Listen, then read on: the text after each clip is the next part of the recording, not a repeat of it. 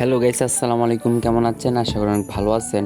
Guys, আমি এতদিন বলছিলাম যে আমাদের খামারে, আমাদের ফার্মে আরেকটি কিছু সদস্য আসবে। ফাইনালি এই সদস্যগুলো চলে এসেছে। দুঃখের বিষয় হচ্ছে যে আমি 15টা ডিম নিয়ে কুচিতে বসাইছিলাম, সে 15টা থেকে মাত্র 6টা ফুটছে, দুই আর তিনটা বাকি 9টা বীজের নষ্ট হয়ে বীজ গেছে। হয় নাই, আর বাকিগুলা পুন্ডুল হয়ে গেছে, মানে বাচ্চা ভিতরে থেকে মারা গেছে। এটা কেন হয়েছে আমি নিজেও বলতে পারি না। যদি কেউ জানেন তাহলে আমাকে প্লিজ কমেন্ট করে জানাবেন গাইস। আর কথা হচ্ছে যে আমার হাঁসটাই ফার্স্ট ডিম পারছে এবং ফার্স্ট বাচ্চা উঠাইছে, এই কারণেই হইতে পারে। আর এই বাচ্চাটা মনে করেন যে গাঠটা একটু দেরি হয়েছে, সেটা আমার কারণে হয়েছে। কেন হয়েছে আমি সেটা বলতেছি।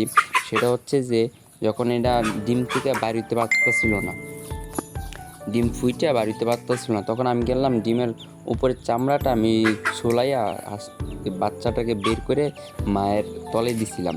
ওই গাড়টা দেরা করে দিছে, তো তাই আর এটা এই গার বেড দেরি হয়ে গেছে। আশা করি ঠিক হয়ে যাব, এখনও বলতে পারতেছেন শিউর দিয়ে। আর যারা বাচ্চার সাথে সাথে ফুটে 24 ঘন্টা পরে বার করবেন, বের করে আপনার লাইসোবিট খাওয়াবেন, না দিলে আমার মতন লেবু দিয়া আর হালকা একটু চিনি দিয়ে খাওয়াবেন। ইনশাল্লাহ আপনার বাচ্চাদের নাইয়া ভিজা থাকে, নাইয়া শুকনো হয়ে যাব, বা যদি কোনো রোগ থাকে হয়ে যাব, ভালো হয়ে যাব। ঠিক আছে, আমাদের এই কাজটা আপনারা প্রথম 1 সপ্তাহ করবেন, দেখবেন ইনশাল্লাহ আপনাদের হাঁসের মুরগি আর কোনো কিছু সমস্যা হইব না। লাইসোবিট খাওয়াবেন, না তাহলে আপনার লেবু দিয়া লেবুর পানি খাওয়াবেন, দেখবেন ইনশাল্লাহ আপনাদের হাঁসগুলো খুব সুস্থ থাকবে। আলহামদুলিল্লাহ, আমাদের হাঁসগুলো কেমন হয়েছে আপনারা জানাইবেন কমেন্ট করে। আর যারা আমার সাবস্ক্রাইব করেন নাই, প্লিজ সাবস্ক্রাইব করে দেন। আপনারা যদি 1000 সাবস্ক্রাইব করেন তাহলে আপনাদের খুশিতে আপনারা যা চাইবেন আমি তাই আমার ফার্মে অ্যাড করবো ইনশাআল্লাহ।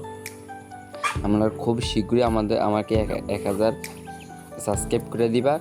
আমি ইনশাল্লাহ আপনারা যেটা কমেন্ট করেন দেখতে চান আমার খামারে, আমি এটা এনে দেখাবো ইনশাল্লাহ।